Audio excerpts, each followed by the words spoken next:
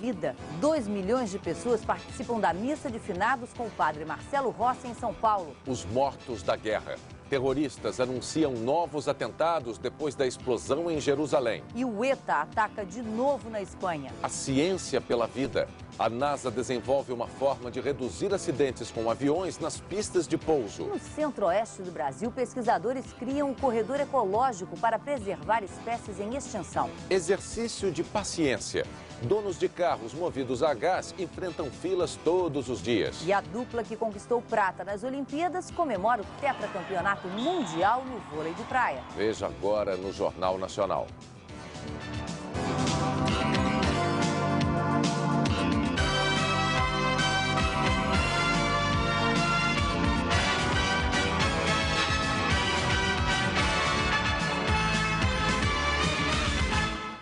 Boa noite. Católicos fizeram hoje a maior celebração já vista num dia de finados no Brasil.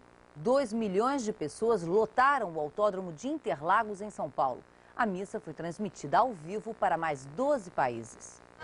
Faltavam 12 horas para o começo da missa e os fiéis já chegavam em caravanas. Passaram a noite em frente ao palco para garantir o melhor lugar. Quando amanheceu, a multidão foi tomando conta do autódromo. Vamos orar, vamos pedir a Deus para iluminar a gente, né? Bom dia! Pela segunda vez, Padre Marcelo pisou neste palco para celebrar a missa pela vida no dia de finados. Erguei as mãos! E obrigado pelo que vai acontecer hoje. Ergue as mãos e louve! A mensagem chegou a todos, inclusive aos que não podem ouvir. Alguns vieram pedir. Entrar um novo milênio com o pé direito, né? Outros agradecer. Só de nós estarmos aqui com saúde, isso é importante, né? O público participou o tempo inteiro. Vocês porque vieram. Eu não vi porque vieram. Nas mãos dos fiéis, lenços brancos e flores que enfeitaram a missa. E eles também trouxeram fotos em homenagem aos parentes que morreram. Foi um momento difícil. Eu não aguento a saudade, mãe. Tristeza não. Saudades. Padre Marcelo e Dom Fernando puxaram um coro pela vida, pela paz. Somos pela violência ou não? Força, paz e vida! E nós aproveitamos e pedimos a paz no Oriente Médio. Pessoas por questões religiosas se matando, se destruindo, e nós queremos paz. A multidão fez um minuto de silêncio pelo fim da violência.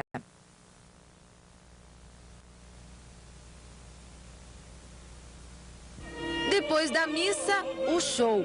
Aguinaldo Raiol,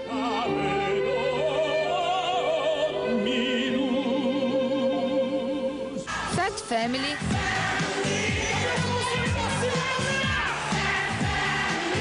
Chitãozinho e Chororó, Sandy e Júnior,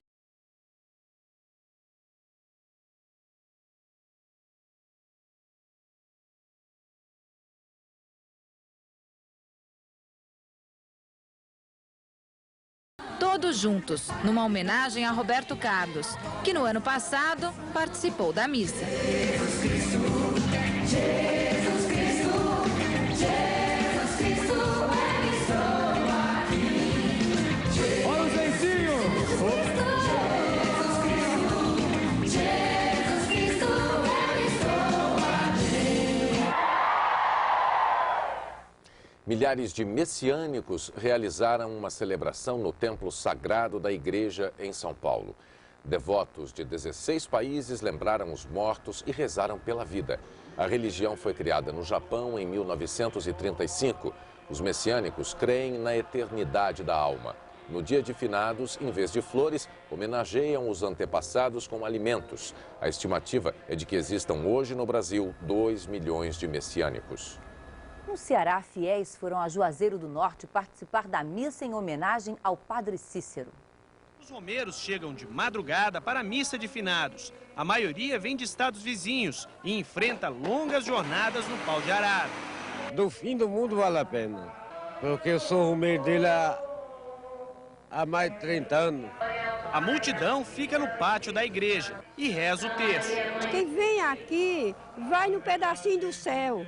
A peregrinação segue para o local onde foi construída a estátua de Padre Cícero. Para pedir proteção, muitos escrevem o nome dos parentes.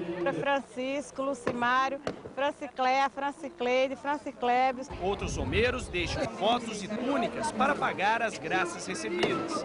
Para melhorar da minha perna, sair as dores. A dor, quando é para agradecer, não importa. De joelhos e no meio da multidão, o fiel também paga a promessa, sempre rezando. Os parentes que já se foram são sempre lembrados com velas. Padre Cícero morreu há 66 anos. Ele foi enterrado nesta capela. Hoje, o túmulo recebe os romeiros que oram e prestam homenagens. Sacolas de comida, dinheiro, chapéu, tudo fica no túmulo. Com o terço na mão, os fiéis levam a imagem do padre para ser bento. Muitos se emocionam. Porque eu tenho muita fé no Padre Cícero. Tudo que eu peço a ele, ele me ajuda. A despedida não é de tristeza. Para eles, Padre Cícero está em boa companhia.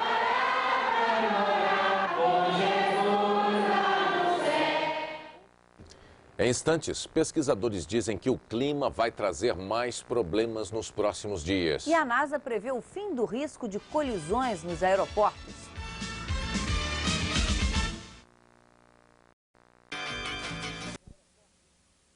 O Jihad Islâmico assumiu a autoria do atentado que matou hoje 2 israelenses no mercado em Jerusalém e avisou que vai lançar novos ataques. Agora é no coração de Jerusalém. O carro-bomba explodiu numa área comercial do setor israelense da cidade. 2 pessoas, um homem e uma moça, morreram na hora. 10 ficaram feridas. O grupo palestino Jihad Islâmico reivindicou o atentado, neste fax enviado a uma agência de notícias. A ação de hoje, diz o texto, é resposta aos crimes do inimigo israelense contra o indefeso povo palestino. A responsabilidade é da autoridade palestina, diz o primeiro-ministro de Israel. Foi ela quem soltou os terroristas no começo do conflito. O ataque só aumenta a tensão. Morte aos árabes, gritavam manifestantes em Jerusalém depois do atentado. Mas os 2 lados ainda apostam no acordo costurado pelos homens que dividiram o Nobel da Paz, o palestino Arafat e o israelense Shimon Peres. Hoje, policiais palestinos usaram sua autoridade para manter os manifestantes longe das tropas de Israel e evitar confrontos. Israel, por sua vez, recuou tanques e desbloqueou ruas nos territórios ocupados, prometendo parar as retaliações pelas mortes de seus cidadãos. O acordo prevê ainda o desbloqueio dos territórios palestinos ocupados, incluindo os postos de fronteira com Jordânia e o Egito. O esforço pela paz avança penosamente entre desconfianças e ressentimentos. Hoje, o líder radical do grupo Hamas disse que os acordos de paz são inúteis porque não respeitam os direitos do povo palestino. O vice-ministro de Defesa de Israel, por sua vez, aconselhou os adversários a não confundir desejo de paz com fraqueza. Somos fortes, disse o israelense, e vamos garantir a paz pela força. Hoje, na Cisjordânia, 2 palestinos morreram em confronto com tropas de Israel. E o mercado atingido pela explosão em Jerusalém já tinha sido alvo de outro atentado há 3 anos, em que 18 pessoas morreram. Na Espanha, a explosão de um carro-bomba feriu 2 pessoas na madrugada de hoje. Foi o 2º atentado da semana atribuído ao grupo separatista basco ETA. 15 minutos antes da explosão, a polícia recebeu a ameaça por telefone. Há 3 dias, um juiz da Suprema Corte foi morto, também pelo ETA. Numa semana de acidentes aéreos graves, uma boa notícia. A Agência Espacial Americana desenvolveu um sistema para evitar acidentes de avião, aqueles que acontecem em terra firme. 40 pessoas morreram nesse acidente. 2 aviões bateram na pista, em Illinois. Só este ano foram mais de 350 acidentes. E as previsões não são otimistas. O número é oficial. Se nada for feito, nos próximos 20 anos, as colisões vão ser a principal causa de acidentes com aviões aqui nos Estados Unidos. Acidentes no chão, na pista. É o que a NASA quer evitar. O programa está sendo testado em um Boeing 757 da NASA. Fica no painel de controle, como este. É um tipo de radar computadorizado que consegue identificar qualquer objeto na pista ou entrando na pista onde um avião vai pousar ou decolar. É o que mostra esta simulação. A caminhonete se aproxima. Na cabine, o piloto é alertado. Ele consegue ver a caminhonete no radar e ainda tem a voz que avisa. Colisão na pista. O piloto consegue abortar o pouso e evitar o acidente. O diretor da NASA explica. O sistema é capaz de enxergar e contar se existe um objeto, uma pequena aeronave ou um caminhão entrando na pista, com qualquer visibilidade, de dia ou à noite. A NASA acredita que em 2, no máximo 5 anos, o sistema já vai estar sendo usado nos aviões comerciais. Os pilotos que estão fazendo os testes gostaram. O radar dá tempo para que os pilotos possam evitar uma colisão, um acidente. Os sobreviventes do acidente aéreo de terça-feira em Taiwan dizem que o avião bateu num objeto ainda na pista de decolagem. Uma agência de notícias de Portugal anunciou hoje que o grupo rebelde angolano UNITA assumiu ter derrubado um avião na terça-feira, no desastre que matou 48 pessoas. Os rebeldes teriam usado mísseis antiaéreos. A Estação Espacial Internacional recebeu hoje os primeiros moradores. Depois de uma acoplagem perfeita, os 2 astronautas russos e o americano entraram na estação, acenderam as luzes e acionaram os sistemas. Por enquanto, eles vão dividir 2 compartimentos. O resto da estação será ativado no mês que vem com novos painéis de energia solar. Um cargueiro da Malásia encalhou hoje na Grande Barreira de Corais, na Austrália. O navio está carregado de óleo e combustível. Até agora não houve vazamento. O comandante espera a maré subir para seguir viagem. Os primeiros testes na área onde um outro navio carregado de produtos químicos afundou indicam que não há contaminação. As amostras de água foram coletadas ontem. O cargueiro italiano afundou na terça-feira no litoral da França durante uma tempestade. As autoridades ambientais francesas vão manter a vigilância, porque ainda há perigo de vazamento de 4.000 toneladas de estireno, produto químico altamente tóxico. E as mudanças climáticas que estão assustando os países da Europa devem se agravar. É o que diz um relatório da União Europeia divulgado hoje. Casas alagadas, cidades ilhadas, água por toda parte. É o pior desastre natural dos últimos 50 anos na Europa. Enquanto o sul do continente seca e esquenta, o norte esfria e enfrenta os piores temporais. A região sul da Inglaterra, País de Gales e uma parte da Escócia estão debaixo d'água. Essa casa tem 200 anos e nunca tinha sido atingida pela enchente, diz o morador da região sul da Inglaterra. O relatório da União Europeia sobre o clima, divulgado hoje, prevê várias mudanças. Segundo os cientistas, os invernos poderão deixar de existir em 80 anos no sul da Europa. Metade das geleiras nos Alpes poderá desaparecer e o nível dos oceanos deverá subir até 68 centímetros em meio século. Londres, que já é uma das cidades mais úmidas do mundo, também não escapa das previsões pessimistas. Esse tempo maluco, como hoje, que começou chovendo, ficou ensolarado e termina assim, nublado e frio, pode piorar com tufões, enchentes e grandes nevascas. Os ingleses já estão sentindo as mudanças faz tempo. Esta família mora há 2 semanas com todos os animais da fazenda. O que poderíamos fazer? Pergunta a proprietária. É um pesadelo, mas só estamos tentando salvar o nosso ganha-pão. Sexta-feira com chuva forte no sudeste e centro-oeste do Brasil. A frente fria que avança pelo sul provoca temporal em São Paulo e em Mato Grosso do Sul. O tempo fica chuvoso do litoral gaúcho ao Amazonas. Chove também na Bahia e no norte de Minas. Sol nas outras áreas, com chuva à tarde do Rio de Janeiro ao Amapá. Mínima de 15 graus em Porto Alegre e máxima de 35 no Rio de Janeiro. E um vendaval assustou os motoristas que passavam hoje à tarde por uma estrada perto de Maringá, no Paraná. Nuvens escuras surgiram no céu. Logo depois chegaram a chuva e o vento de mais de 80 km por hora. A PR-317 liga Maringá a Presidente Prudente, em São Paulo. Em instantes, os assaltos que apavoram motoristas nas estradas. E os mortos ilustres são lembrados por multidões no dia de finados.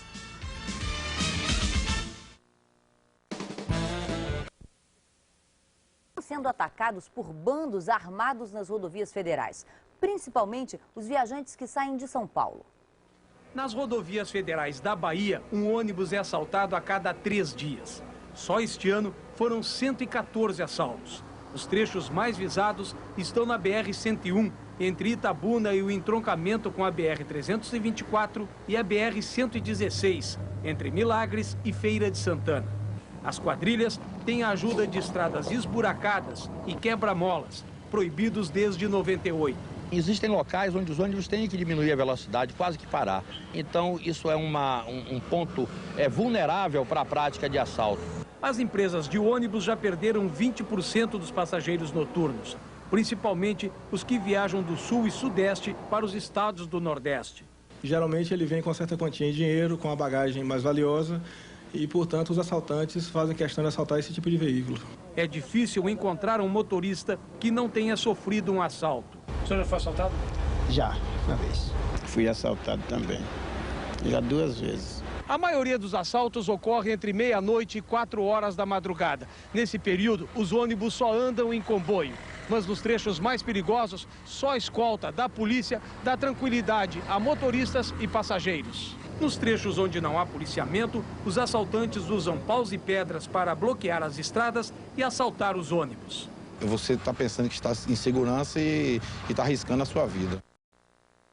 10 anos depois da descoberta da maior vala clandestina do país, em São Paulo, uma manifestação no cemitério de Perus atraiu centenas de pessoas. Foi um protesto contra a demora na identificação das vítimas.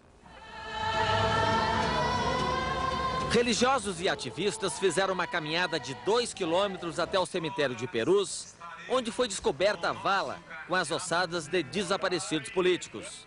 Eles protestavam contra a demora nas identificações. O maior aliado das famílias das vítimas, o cardeal Dom Paulo Evaristo Arnes, celebrou uma missa ao lado da vala clandestina. Eu acho que houve pouco esforço do governo para identificar as pessoas que deram a vida pela pátria e muitas vezes não foram reconhecidos, pelo contrário, foram condenados como se fossem malfeitores. Passados 10 anos da descoberta, as 1.049 ossadas estão abandonadas no depósito da Universidade de Campinas. Apenas 4 foram identificadas. Os trabalhos foram paralisados há 5 anos e agora, por pressão dos parentes, serão retomados pelo Instituto Médico Legal de São Paulo. É evidente que todas as ossadas encontradas não podem ser identificadas, não há condições científicas. O que o IML fará é um trabalho mais profundo possível para identificar o que é possível. Os cemitérios do Brasil receberam hoje milhões de pessoas. Foi uma quinta-feira de homenagens a parentes, amigos e ídolos.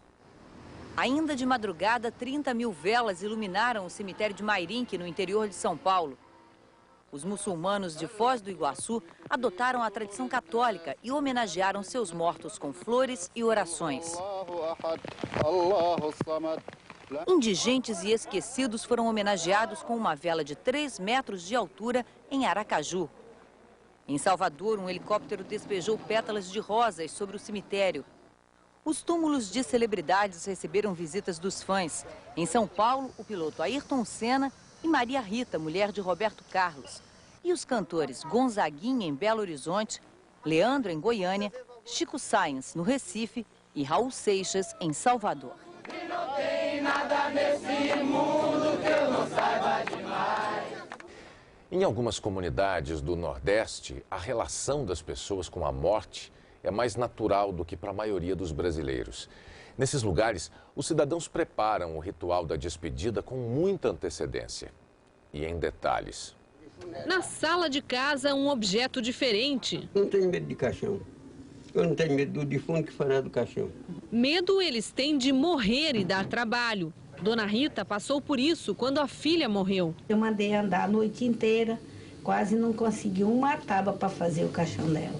Depois disso, ela recorreu ao carpinteiro do povoado. Caixão eu faço há 39 anos. Ter caixão em casa é costume em povoados do interior do Maranhão, porque as cidades ficam longe e o acesso é difícil. Tem gente que guarda até a roupa para o enterro. Esse aqui é meu lençol de levar, de me embrulhar quando eu morrer. Vestidão. Tá bonitão, tá?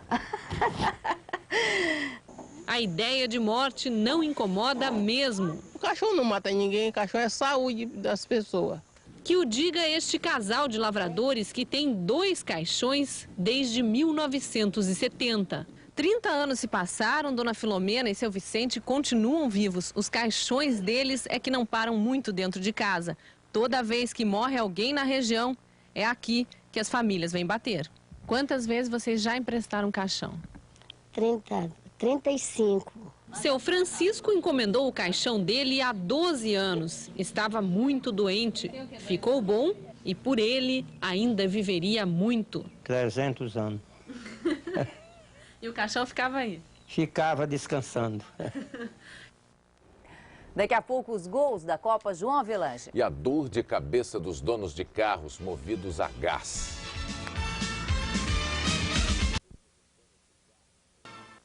Um combustível mais barato e bem menos poluente está conquistando motoristas em todo o Brasil. Agora, o problema é a hora de abastecer. Todos os dias, pelo menos 200 brasileiros entram na era do gás natural. Instalam em seus carros um cilindro e um redutor de pressão. E o motor está pronto para também ser movido a gás. A gasolina ainda poderá ser usada. 70 mil brasileiros já fizeram a conversão, que custa em média R$3.000. Arranque 10% menor. Contas 70% também menores. Dependendo do movimento do mês, uns R$600 dá para você economizar. O meio ambiente também agradece. Mas nem todos se rendem às vantagens do gás natural. A conversão de carros e gasolina para gás natural está sendo feita num ritmo muito mais rápido do que a criação de novos postos de abastecimento.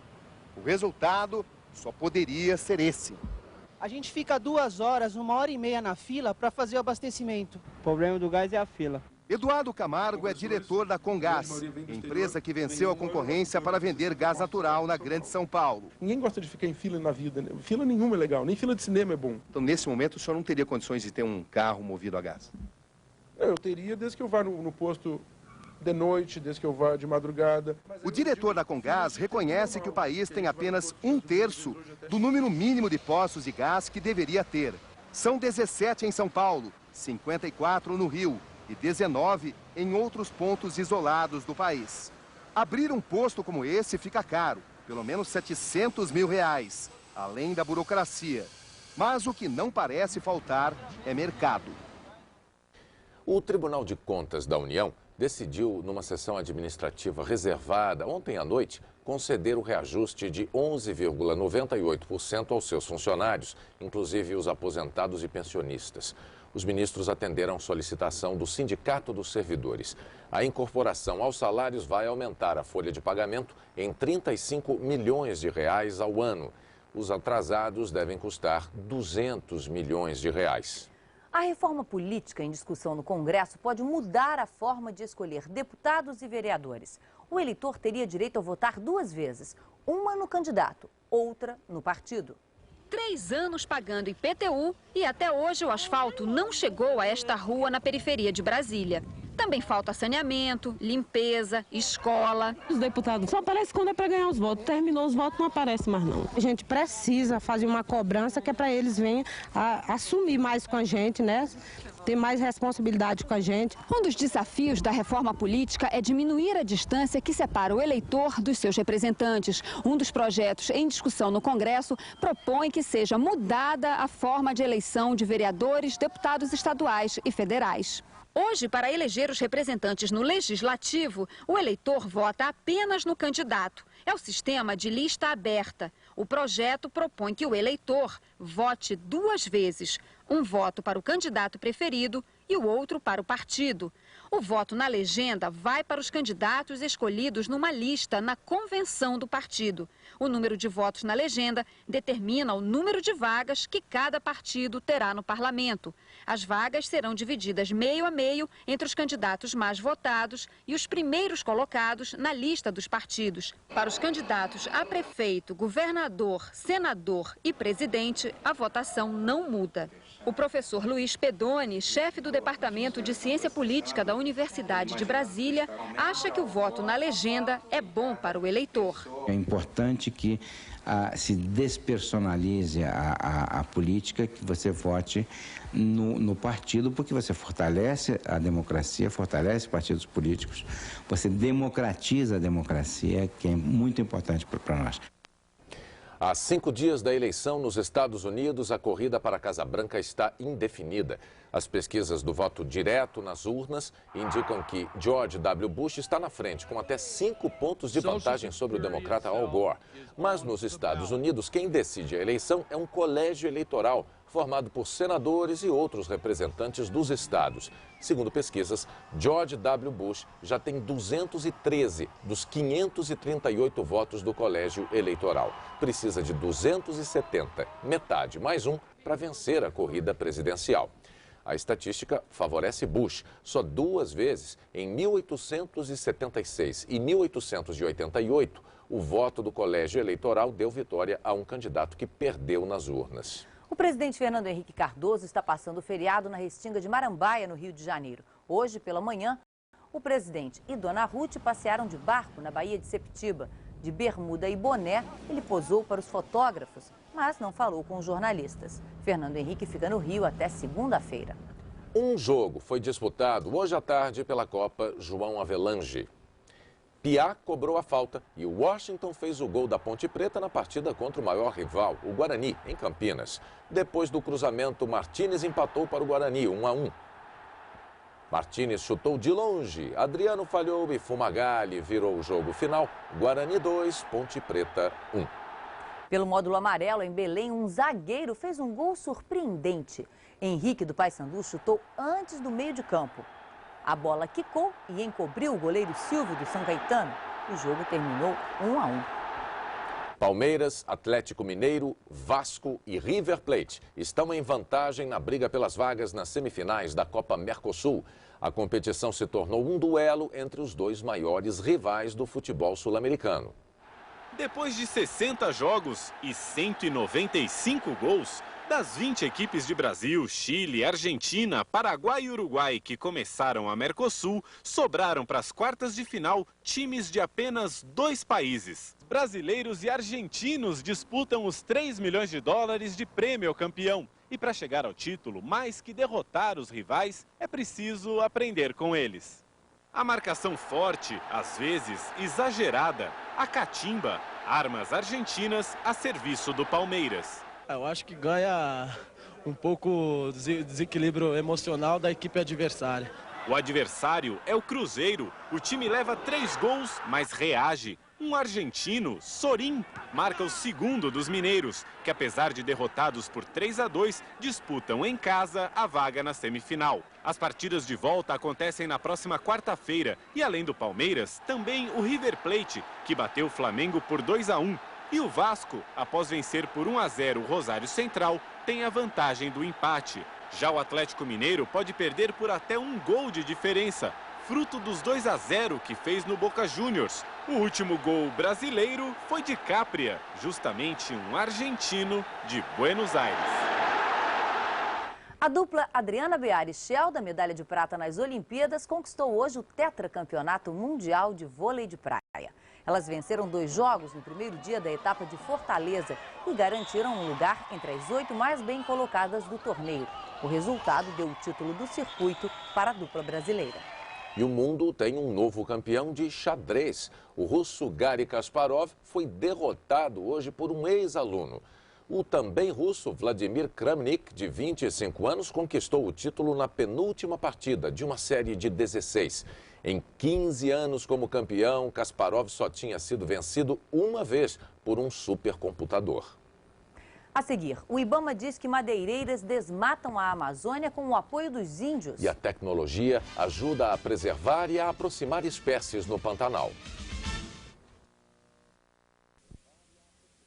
Aprovou hoje mudanças na Constituição que permitem a realização de eleições no dia 8 de abril do ano que vem. O mandato do presidente Alberto Fujimori vai ser encurtado de 5 para 1 ano. A câmera de segurança de uma loja de departamentos nos Estados Unidos registrou um roubo de mais de $500 mil. 9 ladrões usaram martelos e pés de cabra para quebrar as vitrines desta loja na Flórida. Em poucos segundos, tiraram todas as pedras preciosas do balcão. Um assentamento de lavradores no interior de Alagoas está oferecendo ao Brasil 2 exemplos igualmente importantes. Primeiro, de como os assentamentos dão certo quando são bem administrados. E depois, de como se tornam um fracasso por causa do desvio de verbas. Nos 16 mil hectares do projeto Caminho das Flores, em Tanque d'Arca, agreste de Alagoas, só restaram mato e prejuízo. O lugar nem lembra o projeto piloto do INCRA, que até março deste ano produzia rosas e crisântemos para todo o estado. No início da rosa, a gente chegou a colher até 700 rosas por dia. E hoje? Hoje está em nada. Em 3 anos, os investimentos chegaram a R$500 mil. 40 famílias tiravam o sustento das flores.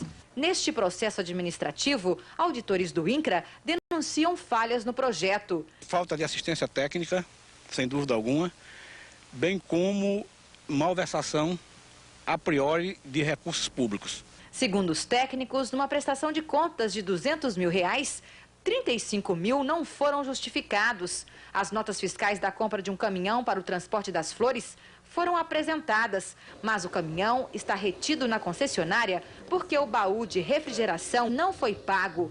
Para não perder tudo o que foi investido até agora, o INCRA resolveu elaborar um segundo projeto para tentar retomar a produção de flores. O socorro vai custar R$120 mil e desta vez foi tomada uma precaução. Todos os pagamentos serão feitos pelo banco. Ana Tércia Ataíde é a funcionária da prefeitura nomeada para coordenar o projeto. Ela não quis falar sobre as denúncias. Ninguém está filmando, está tirando foto. Na cidade, não encontramos a prefeita Marisa Tavares, que, segundo os moradores, não aparece na prefeitura desde que perdeu a eleição. O processo com as denúncias foi encaminhado à Procuradoria do INCRA em Brasília. O Ibama acusa: madeireiras estão desmatando a Amazônia com a ajuda de índios caiapós. Só em outubro, 18 serrarias foram multadas no sul do Pará.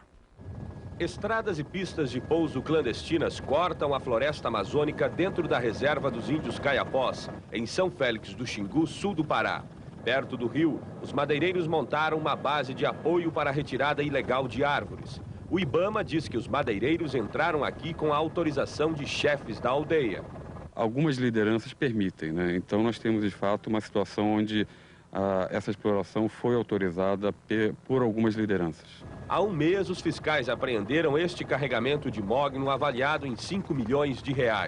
Descobriram que a madeira retirada ilegalmente seguia pelo rio Xingu em direção à cidade. 5,80, mogno. É. O mogno explorado ilegalmente na reserva indígena é comprado aqui pelas serrarias de São Félix do Xingu. É um negócio lucrativo para o madeireiro. Ele paga para o índio R$ 80 por metro cúbico. Depois de beneficiada, esta madeira vale 35 vezes mais. As 7 madeireiras compraram e serraram mogno, jatobá e cedro acima da quantidade autorizada. A maioria não tinha os documentos que mostram de onde a madeira veio. É a comprovação de que a madeira que nós observamos na esplanada, no interior das áreas indígenas, elas são as mesmas localizadas nas serrarias aqui na cidade de São Félix do Xingu. Esse mogno que está aí vem de onde? Algum projeto de manejo? Projeto de manejo aprovado pelo Ibama. Até onde eu sei, né? No pátio desta outra serraria, os fiscais encontraram 2.641 metros cúbicos de madeira, o que corresponde ao corte de quase 800 árvores sem a documentação de origem. O madeireiro, multado em R$1.320.000, não quis dar entrevista. O chefe caiapó, Megaron Tchucarramãe, que é administrador da FUNAI na cidade de Colíder, em Mato Grosso, confirmou que os índios fazem contrato com os madeireiros para a retirada de mogno. Segundo ele, os índios usam dinheiro para comprar anzol, roupas e combustível. Disse ainda que os caiapós consideram insuficientes os recursos que recebem da FUNAI. O Ibama apreendeu ontem à noite um caminhão carregado de madeira retirada ilegalmente de um mangue em São Luís. Segundo o motorista preso em flagrante, a madeira de cerca de 750 árvores seria usada em indústrias de cerâmica do Maranhão. O estado possui a maior área de mangue do Brasil. No centro-oeste do Brasil, a criação de um corredor entre o Cerrado e o Pantanal vai ajudar na preservação de espécies que hoje estão ameaçadas. O avião da Polícia Ambiental foi todo equipado com computadores e câmeras. A uma altitude de 2.500 metros, são feitas fotos e imagens para mapear o Pantanal. A localização é via satélite e tudo fica registrado no computador. A fotografia nos permite chegar a um detalhamento de 70 centímetros no terreno, o que facilita a identificação de árvores, pontos de erosão, desmatamentos. Basta escolher o ponto na imagem do satélite e lá está a imagem real da região. E se há dúvidas, biólogos, engenheiros e técnicos vão conferir o ambiente. Tanto cuidado é para implantar o corredor ecológico. Uma faixa de aproximadamente 800 quilômetros, unindo o Pantanal, em Mato Grosso do Sul, ao Parque Nacional das Emas, em Goiás. O corredor funciona como uma área de escape. Os bichos podem ir de um lugar a outro sem sofrer qualquer ameaça. E com isso aumentam as regiões onde os animais silvestres vivem e se reproduzem.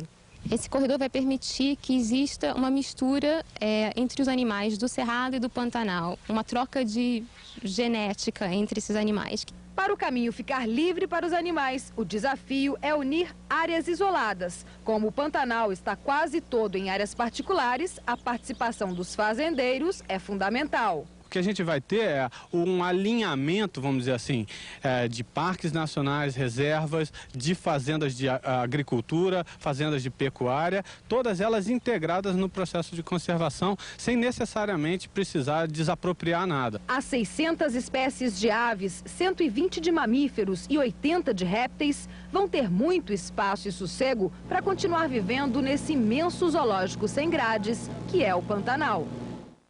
Em Mato Grosso do Sul, 100 mil hectares já foram mapeados. O corredor ecológico deve estar funcionando plenamente em 1 ano e meio. Uma boa noite para você. Boa noite e até amanhã.